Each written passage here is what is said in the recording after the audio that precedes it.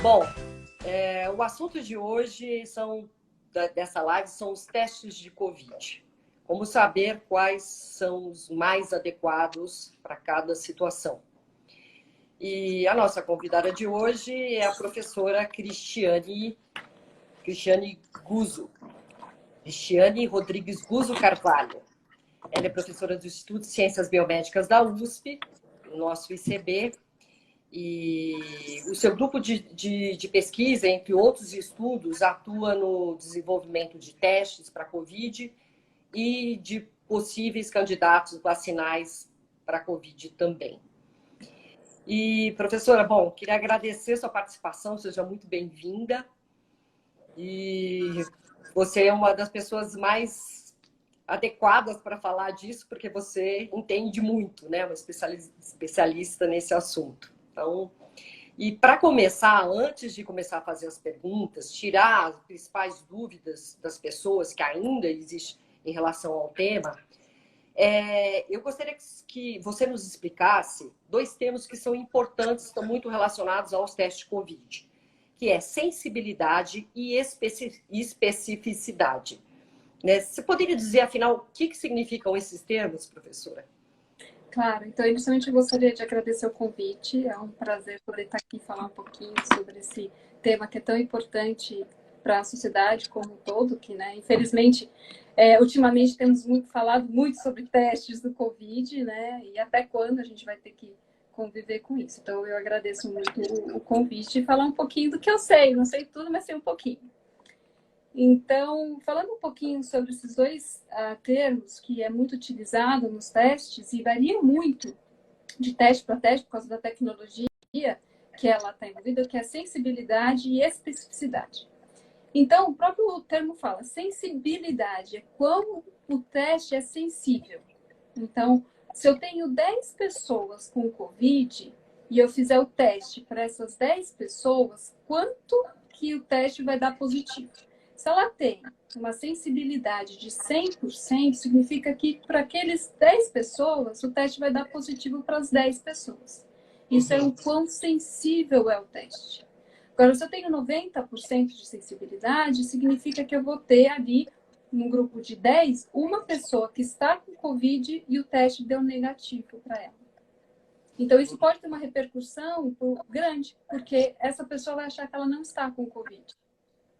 Então, isso pode ser um problema. Esse é o termo de sensibilidade.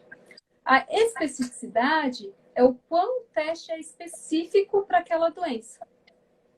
Então, geralmente se calcula num grupo que não está doente. Então, eu vou falar agora. Olha, eu tenho dentro do meu grupo 10 pessoas que não estão com Covid. E eu vou fazer o teste para essas 10 pessoas. Se o meu teste dá negativo para essas 10 pessoas, que é o que eu espero, ela vai ter uma especificidade de 100%, porque ela não pegou ninguém que não está com Covid. Entendi. Agora, imagine uma pessoa que não está com Covid e o teste dá positivo.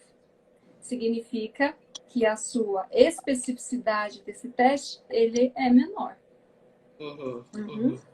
Então, você tem esses duas medidas. O quão específico é esse teste para, no caso do teste de Covid, para detectar que a pessoa está com Covid, faz de conta que ela está com influenza e o teste de Covid deu positivo, mas ela está com influenza. Então, o teste não é tão bom. Ela vai ter uma especificidade menor.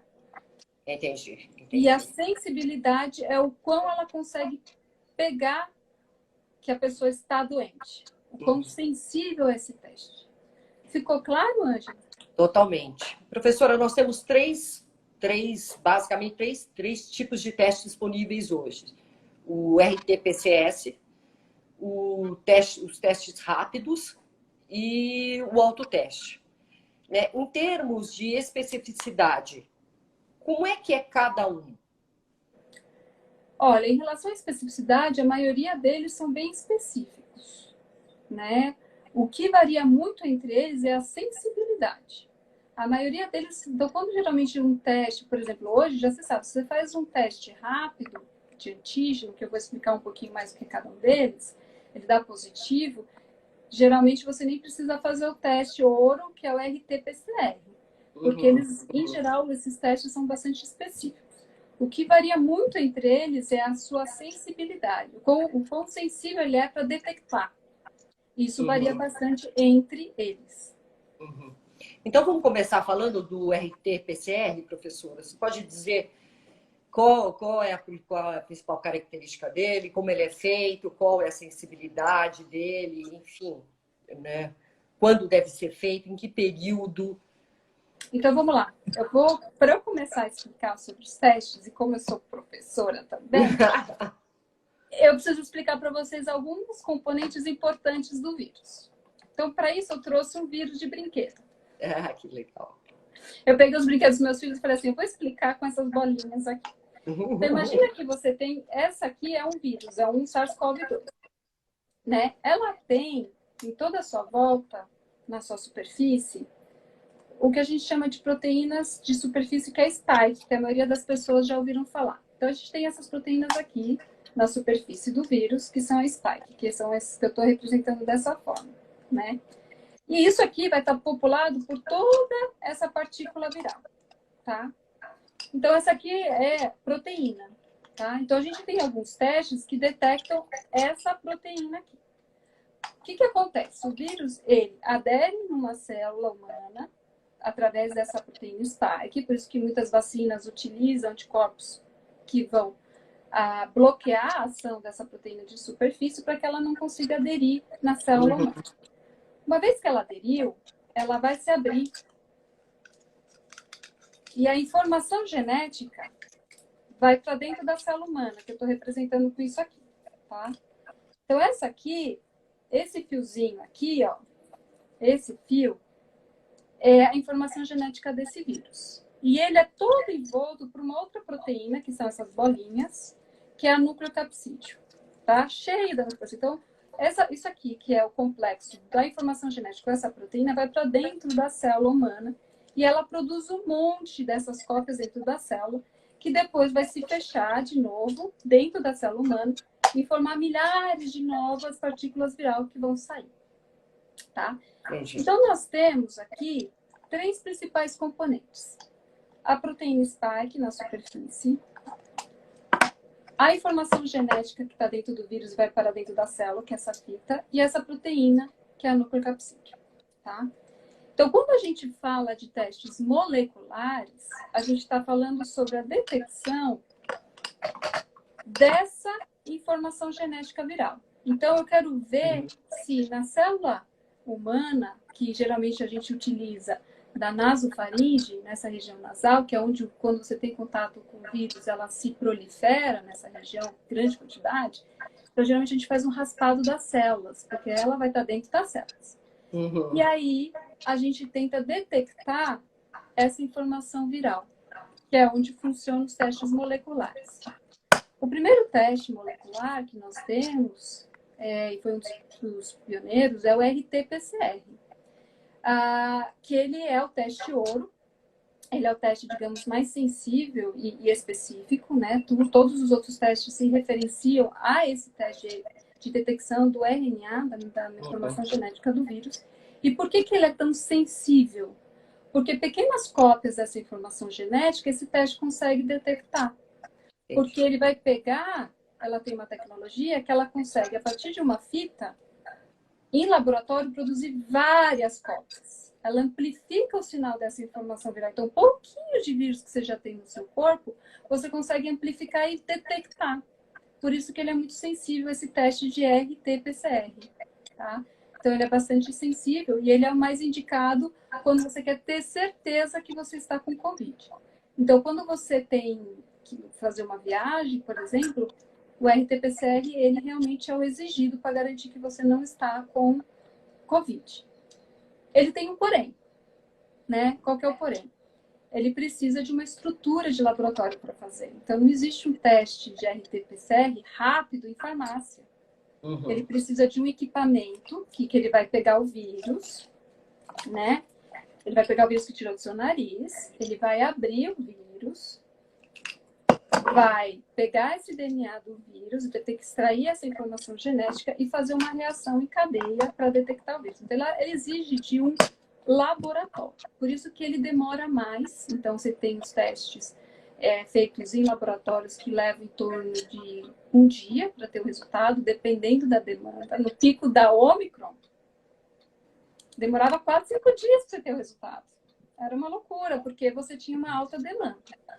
Mas eles conseguiram desenvolver agora o que eles chamam de RT-PCR rápido, que ele utiliza um equipamento menor, mas ainda exige um equipamento menor, que você encontra, por exemplo, no aeroporto. O aeroporto ele faz esse teste RT-PCR rápido, que ele mesmo, a pessoa especialista, ela consegue pegar uma amostra da nasofaringe e lá mesmo, no próprio aeroporto, eles fazem um teste RT-PCR e te dão uma resposta em até 4 horas. Então, é dessa forma que funciona o RT-PCR, que ela detecta a informação genética do vírus. E ele é o que a gente chama de teste ouro, né? Quando que você pode fazer? Logo que você apresentar os sintomas, você já pode fazer esse teste, né? Só que ele demora mais tempo para dar a resposta. Mas e se eu não, vamos supor, eu vou viajar, eu não tenho sintoma nenhum, eu só quero ter certeza. Vamos supor que eu fui infectada hoje de manhã e à tarde eu fui fazer o exame. Ele tem essa sensibilidade até nesse ponto? Não. Não. Nenhum teste vai ter. Por quê? Porque imagina que você tem uma partículazinha viral, você vai ter uma cópia da informação genética dentro dele. Quando ele entra na célula, ela utiliza a célula humana para produzir várias, que é o que a gente chama o tempo de incubação. Então, em geral, você precisa pelo menos uns 2 a 3 dias para que você tenha uma quantidade suficiente de informação genética ou de proteínas do vírus no seu corpo, circulando no seu corpo, ou quantidade grandes desse vírus nessa região do nariz, para que você consiga detectar. Porque se é muito pouquinho, nenhum teste vai detectar. Então, em geral, você espera, por exemplo, eu sei que eu tive contato com uma pessoa com Covid. Será que eu peguei? Que é a maioria dos casos. O ideal é esperar pelo menos 3 dias para fazer um RT-PCR e aí 4, 5 dias para fazer os outros testes rápidos de farmácia. Mesmo ele dando negativo, vale a pena você repetir depois de 2 dias para ter certeza. Né? Com o RT-PCR? Com qualquer teste, para você ter certeza. Qualquer teste, quer dizer, o ideal é repetir 2 vezes? O ideal é, se você teve contato com uma pessoa com Covid, né? E você fez depois de 3 dias de contato, é muito pouco esse tempo. Entendi. Mas eu estou muito ansiosa, eu quero saber. Você pode fazer, mas se ele der negativo, pode ser porque você está com a dose viral baixa. Aí você repete depois de 2 dias para ter certeza absoluta que você não tem Covid. Quer dizer, o ideal, na verdade, é esperar um período, então. Se isolar, manter as medidas de higiene e esperar esse período, né? Seria o quê? De 5 dias mesmo, se eu tiver essa dúvida de contato. 5 dias ele é um bom tempo para você esperar para que você tenha uma grande quantidade de vírus. E aí você pode fazer o RT-PCR. Mas geralmente a pessoa que tem uma diferença muito grande das pessoas que são sintomáticas e dos grupos não sintomáticos. Então, quando você já tem os sintomas, em geral, a sua dose viral, que é a quantidade de vírus que você tem no seu corpo, já está maior. Então, os testes são mais sensíveis, né? Eles conseguem detectar mais se você está com sintomas. Então, 1 ou 2 dias depois do aparecimento de sintomas, ele já vai ter uma sensibilidade boa. Mas a maioria da população, ela é assintomática, né? Então, você vai contar mais ou menos 5 dias após o contato com o vírus. De 5 a 6 dias após o contato com o vírus. E aí você vai falar assim, mas para que eu estou fazendo esse teste? Isso também é muito importante. Sim. Então, por exemplo, eu estou fazendo esse teste porque eu vou viajar? Não vai ter jeito, você vai ter que fazer um RT-PCR. Outros testes, geralmente, as empresas não aceitam. Aí você teria que ver com a empresa. Eu vou fazer uma cirurgia. Você tem que ter certeza que você não está. Então, você espera, faz o teste do RT-PCR, que é o padrão ouro. eu vou visitar uma pessoa de risco. Então, você tem que ponderar por que você está fazendo esse teste. Você precisa ter certeza absoluta ou você só quer falar assim, não, se eu tiver, eu devo estar com a dose viral baixa, tudo bem, eu me expor, vou ficar um pouquinho mais longe das pessoas até eu ter certeza absoluta. Aí você pode partir para testes rápidos, né? Quer dizer, porque, além de tudo, o RT-PCR ele é um teste caro, né? É um teste barato. E poucos lugares fazem, né? Então, quer dizer, os testes rápidos, eles cobrem essa lacuna aí quando não há uma situação sensível, crítica, que eu preciso ter absolutamente certeza, né? Exato. E aí, bom, e agora entrando nos testes rápidos, existem dois tipos, professor, o de antígeno e o de proteína. Como é que funciona isso? Tá, então eu vou só terminar, eu acho que é importante, que a gente também tem alguns outros testes moleculares. Não sabia. Tem o RT-PCR, que é o clássico, é o de ouro, mas tem mais um teste que eu gostaria de falar, porque a gente tem colegas que trabalharam no desenvolvimento desse teste, que é o RT-LAMP. O RT-LAMP, ele também vê, geralmente você tira a amostra da saliva, mas você precisa de 5 ml, né, de amostra de saliva, mas também pode tirar da nasofaringe e usar a mesma técnica. Em que você também detecta a informação genética do vírus, né? Então ele também é bastante sensível. Mas ele demora um pouquinho mais também para sair, também exige que vá para um laboratório, mas não precisa de uma estrutura tão grande igual o RT-PCR. Então ele também é uma opção, né? Então, dentre os testes moleculares, a gente classifica como 3. O RT-PCR, feito em laboratório, o RT-PCR rápido, que sai em 4 horas, que são aparelhos menores e portáteis, que saem no próprio local, que também, na maioria dos casos, são válidos para viagens, etc., para cirurgias, e você tem o RT-LAMP, tá? Então, esses são os testes moleculares. Depois, nós temos os testes de antígeno, né? Que são, geralmente, testes rápidos. A maioria dos testes de antígenos que tem no mercado, eles são testes rápidos, que eles são mais baratos, estão na faixa de R$100, R$80, em comparação, por exemplo, com um teste molecular, o RT-PCR pode ser na faixa de R$300, R$400. O RT-LAMP, ela está na faixa de R$150, é mais barato que o RT-PCR. Mas esses testes rápidos de antígeno, eles são muito práticos, porque eles saem até em 15 minutos. E eles geralmente vão detectar quem? Eles são dispositivozinhos, tem várias tecnologias, mas o mais comum são igual um teste de gravidez. Você tem tipo que a gente chama de suave, né? Tipo uma vassourinha que ele enfia no nariz, e ela tem que ir até atrás da narina, que é a nasofaringe, e que eu sempre brinco, se você não chorou nesse teste, é porque o teste não tirou bem. É verdade. Tem que chorar. Se não chorar, é porque não foi bem feito. Então, porque ele tem que ir atrás, pegar aquelas células ali, né?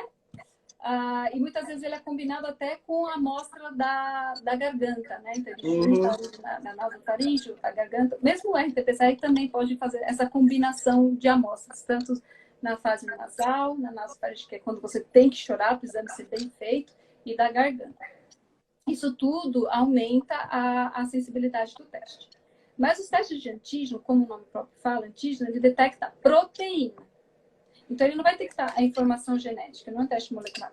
Ele vai detectar, a maioria deles, essas proteínazinhas aqui do vírus que estão enrolando a informação genética do vírus. E ela é muito abundante em cada partícula viral. Então, você está detectando a presença dessas proteínazinhas aqui, ó, tá? Chamada nucleocapsídeo. Então, esses testes rápidos, que é de antígeno, detecta a presença dessas proteínazinhas aqui, tá? Se você está com essa proteína lá. Então, eles são bastante sensíveis, são a maioria dos testes que estão nas farmácias, por exemplo, tem uma sensibilidade acima de 95% quando está com sintomas. Sem sintomas, sempre cai essa sensibilidade. Mas as especificidades, elas batem 99% e 100%. Tá? Então, eles são ótimos testes. Então, ela está detectando essa partículazinha aqui dentro, tá? São os testes de antígeno. E aí você pode ter teste rápido, que vai usar a amostra ou da saliva ou da nasofaringe. Eu aconselho, e eu acho que o melhor, é sempre da nasofaringe, que é quando você chora, tá? Ele vai ser o mais sensível. Então, esses são os testes rápidos de antígeno, que pode ser o antígeno nasal ou antígeno oral, em que a diferença é só a amostra. O oral é da saliva e o nasal é da nasofaringe, tá? E aí você tem os testes. Então, tanto o teste molecular quanto o teste rápido de antígeno, eles vão detectar se você está com a partícula viral no seu corpo, tá? Vão detectar a partícula viral. Aí você vai falar, então qual é a diferença do molecular para, que é o RT-PCR, para o de antígeno? Um detecta a informação genética e o outro detecta a proteína. Mas existe uma diferença importante, que é o seguinte. Quando você está infectado pelo vírus, ele começa a se replicar no seu corpo inteiro, tá?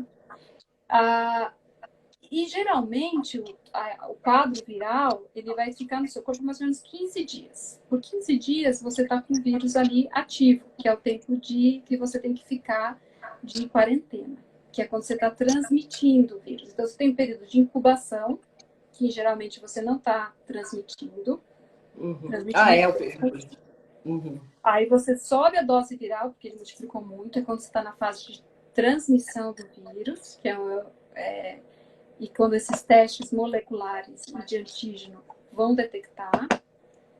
Depois, esses testes de antígenos, eles vão decair. Por quê? O corpo vai começar a eliminar o vírus. Ele elimina o vírus, aí o teste de antígeno que detecta a proteína, ele não detecta mais, porque o corpo já está eliminando essas proteínas. Mas o teste molecular que vê a informação genética, ela ainda continua positiva, mesmo você não transmitindo o vírus. Porque a informação genética fica ainda por mais tempo no seu corpo. Ele demora mais tempo para o corpo se livrar dessa informação genética. Então, o teste de RT-PCR continua dando positivo, mas você já não tem mais o vírus ali transmitindo. Então, se você quer saber se você está transmitindo ou não, o que está sendo mais utilizado é o teste de antígeno. Olha que interessante. Né? Então, no começo, para saber se você está ou não infectado, o melhor é o molecular, RT-PCR. Depois é o de antígeno. Mas para saber se você já está livre para voltar às suas atividades, o mais indicado é o de antígeno. Porque aí você mostra que você já não tem realmente essas proteínas virais e que o corpo ainda está eliminando a informação genética que ficou no seu corpo. Mas como o teste de RT-PCR é muito sensível, ele ainda consegue detectar, mas você não está transmitindo o vírus. Entendi. Que interessante. Quer dizer, esse teste rápido, o antígeno, quer dizer, ele ajuda a definir quando eu não estou mais transmitindo. Isso é super importante, porque às vezes as pessoas detectam, sabem e falam, posso sair? Aliás, acho que apareceu aqui uma pergunta disso. Né? Falando assim, os médicos estão liberando com 7 dias. Quer dizer... É complicado, viu? Porque... O ideal é você fazer um teste de antígeno, esse teste rápido de antígeno, e mostrar que você não foi detectado. Não foi detectado, você vai ficar muito mais tranquila que você pode sair. Eu não iria sair se meu teste estivesse dando positivo de antígeno. Quer dizer, o ideal é fazer um teste depois, então, para ter certeza. Né? Porque varia de pessoa para pessoa. Então, tem pessoas que com crianças, às vezes, é rapidinho. Aparece o vírus em 3, 4 dias, 5 dias, pronto, ela já está... Quando você pega uma pessoa, às vezes, outra pessoa, ela pode demorar 10, 15 dias. E outras, 7. Quer dizer, ela está transmitindo, né? Ela está transmitindo, se ela for liberada, né? Ela está transmitindo, se ela for liberada. Talvez uma quantidade menor, porque ela sobe e começa a decair. Mas ela pode, se você está do lado de uma pessoa conversando por horas, você transmitiu, né? Não janta, certo? Então, a recomendação é muito clara. O ideal é fazer um teste de antígeno rápido para ter certeza que você está livre da quarentena. Nem sempre as pessoas estão recebendo essa orientação, né? Tipo, espera 14 dias, espera 7 dias, né? Enfim, é um equívoco aí, né? Eu acho que... Tem mais... depois eu tenho o Daniel Leal aqui, ele está pedindo para falar sobre 2 testes de anticorpos de Covid, IgM e IgG. Bom, eu sei que você vai tocar, vai no seu tempo, né, professora? Eu posso falar agora já, porque eu já falei do teste molecular, falei do teste de antígeno, que detecta... A maioria dos testes, eles tentaram fazer teste para detectar a espícula, né? Mas eles não são tão bons. A maioria dos testes de antígeno detectam realmente essa proteína nucleocapsídea. Aí vocês têm os testes de anticorpos, que é os testes sorológicos. Os testes sorológicos, elas não vão mostrar para você se você está com o vírus no seu corpo. Ela não vai te dar essa resposta. Ela vai dar a resposta se você teve contato com o vírus. Né? Então, se você teve contato com o vírus, você vai produzir anticorpos, principalmente contra essa proteínazinha aqui, a nucleocapsídea. Ela é muito imunogênica, ela produz uma grande quantidade de resposta imunológica. Essa proteína nucleocapsídea aqui. Então, você pode detectar tanto IgM quanto IgG,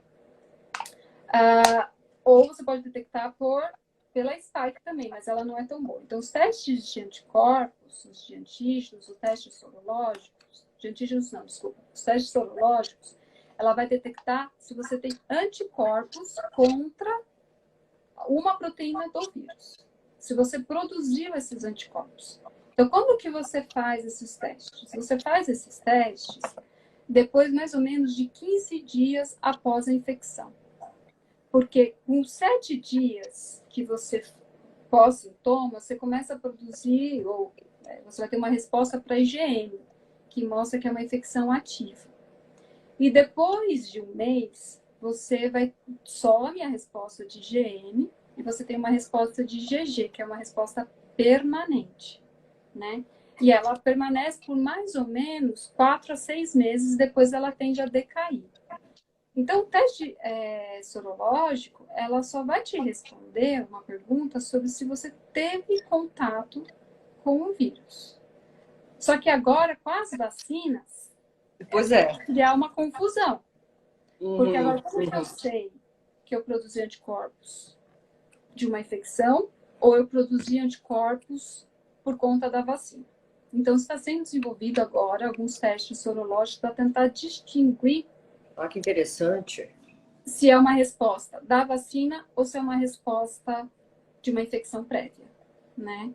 Então, por exemplo, a Pfizer, quem tomou a vacina da Pfizer, ela vai dar resposta imunológica contra essa proteína de superfície, a spike, e não contra essa proteína nucleocapsídea. Então, você já consegue distinguir se você tomou a Pfizer. Mas agora, as pessoas já tomaram o quê?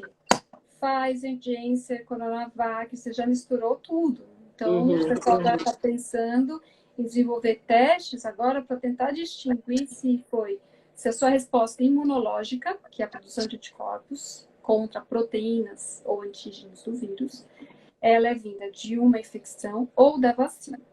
Mas lembrando que é importante até entrar nessa questão da vacina. Está mais do que claro do que a pessoa que tomou diferentes tipos de vacina vão estar mais protegidas. Então, uma pessoa que tomou Pfizer, não é tão bom quanto uma pessoa que tomou Pfizer, Janssen e Coronavac. Misturou as vacinas. Então, é bom misturar, porque você vai responder a diferentes proteínas do vírus. E aí você vai estar mais protegido. Interessante, né? É muito interessante. Isso é consciência, né? Se descobre. Né? Agora, professora, qual é a importância da gente ter uma testagem em massa para a Covid, mesmo num cenário que a gente já tem, né, uma população é um grande número, né? Acho que 70% da população tá de alguma forma vacinada no país. Então, qual é a importância da gente continuar a testagem nesse cenário? Olha, é muito importante. Então, você vê que na Europa, eles já têm os testes, que era outra questão, né? Que é o teste rápido, o autoteste, né? Que a gente não comentou. Que a gente O vai falar daqui a pouco. autoteste, então vamos entrar porque vai para essa frente de detecção em massa. O autoteste, ele é equivalente ao teste rápido de antígeno. Mas você mesmo faz. Você vai lá, vai colocar, tirar uma secreção nasal, porque dificilmente você vai conseguir enfiar mais para dentro e chorar. Né? É isso que eu Você não vai questiono. conseguir. A pessoa vai saber fazer igual um técnico? Realmente vai chorar lá para colocar até o fundo? Não, então esse é o grande problema do autoteste. O grande problema do autoteste é esse. Porque você não. A pessoa que está fazendo é uma pessoa leiga. Ela não vai, talvez, pegar a mesma quantidade de células do que uma pessoa que é treinada para fazer isso. Então, ela vai ter uma menor sensibilidade. Feito em casa. Vai ter uma menor sensibilidade. A pessoa vai só fazer assim, pronto, vai dar negativo. Sim. E saliva? Não dá para fazer com a saliva no autoteste? Mas isso aqui é mais seguro? Tem autoteste que dá para fazer com a saliva, mas os que são comerciais e os que estão disponíveis e mais utilizados é da cavidade nasal, tá? Da cavidade nasal. E eles são mais baratos? Olha, do que um teste rápido? Eles são preços equivalentes, né? Se você faz numa farmácia um teste de antígeno rápido em torno de R$100, na Europa o preço de um teste rápido na farmácia é em torno de 3 euros, né? Que é bem mais barato do que aqui no Brasil na farmácia. Só que ainda não foi liberado o preço para o autoteste nas farmácias ainda. Foi já aprovado um autoteste que eu olhei pela Anvisa. Então, em breve nós vamos ter sim o autoteste na farmácia, mas ainda não foi liberado o preço. Eu acredito que vai ser na faixa de menos que R$100. Quer dizer, aí pensando nessa dificuldade de você fazer o procedimento correto para coletar a amostra, se o preço é o mesmo, não compensa. Não compensa, porque você vai numa farmácia, pelo menos você tem mais certeza de que a coleta está sendo feita de uma forma correta, né? Exato. Mas então o preço vai ter que ser mais atrativo. E aí, para ele ser um preço mais atrativo, você vai ter a ideia de fazer um teste em massa. Porque as pessoas vão poder testar mais. E elas testam em casa, mesmo sem sintomas. Quer dizer, a ideia a é essa. Europa tem ideia. Todo mundo faz o autoteste, detectou, entra em quarentena.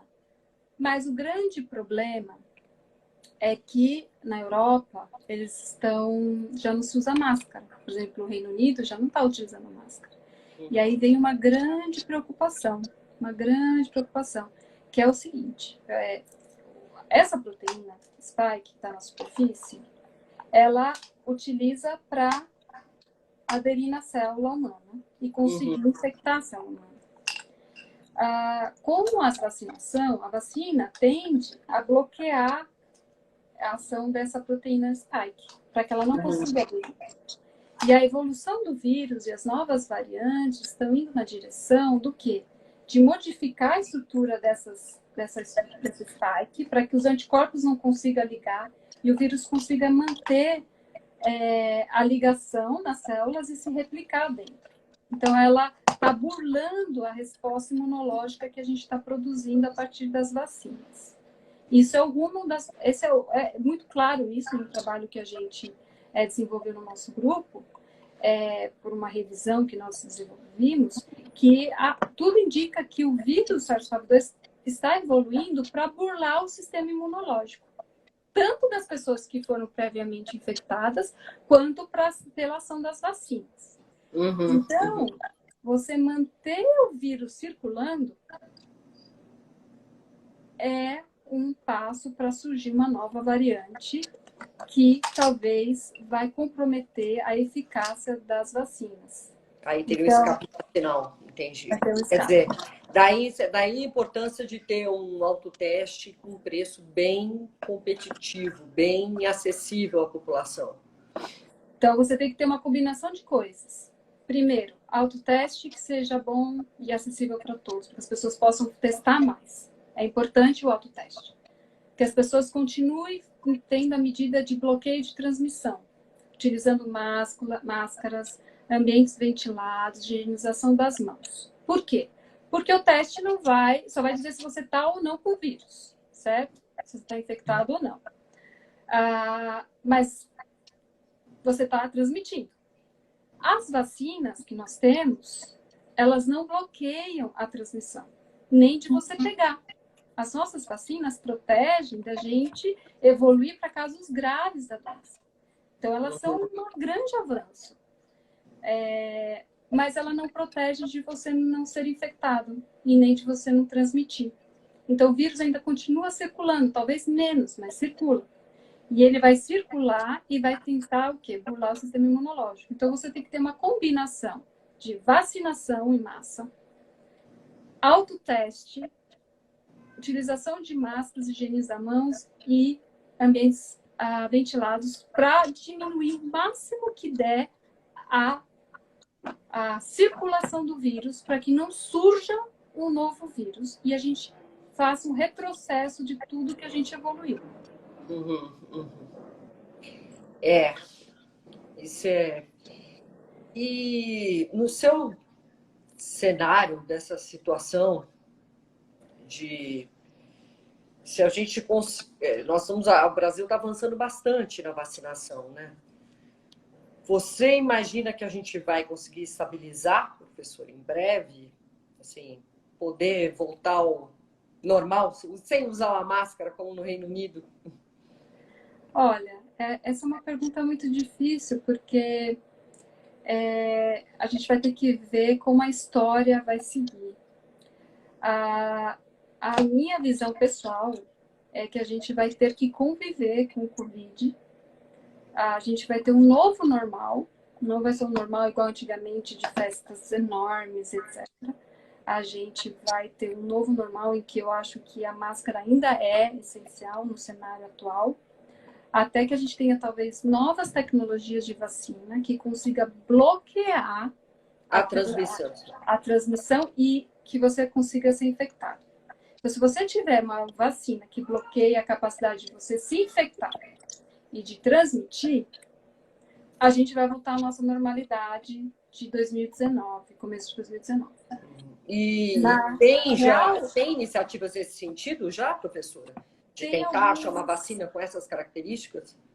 Tem um pesquisador do HC que ele está desenvolvendo uma vacina nasal, um spray nasal, que é justamente para ter uma resposta mais de epitélio, né? Uma resposta mais de epitélio. Temos que esperar e aguardar. Mas, assim, já ter uma vacina em tão pouco tempo, com a capacidade de diminuir drasticamente a capacidade das pessoas morrerem e de superlotar os hospitais, já é fantástico. Já é fantástico. Agora, a gente tem que evoluir para novas tecnologias, né?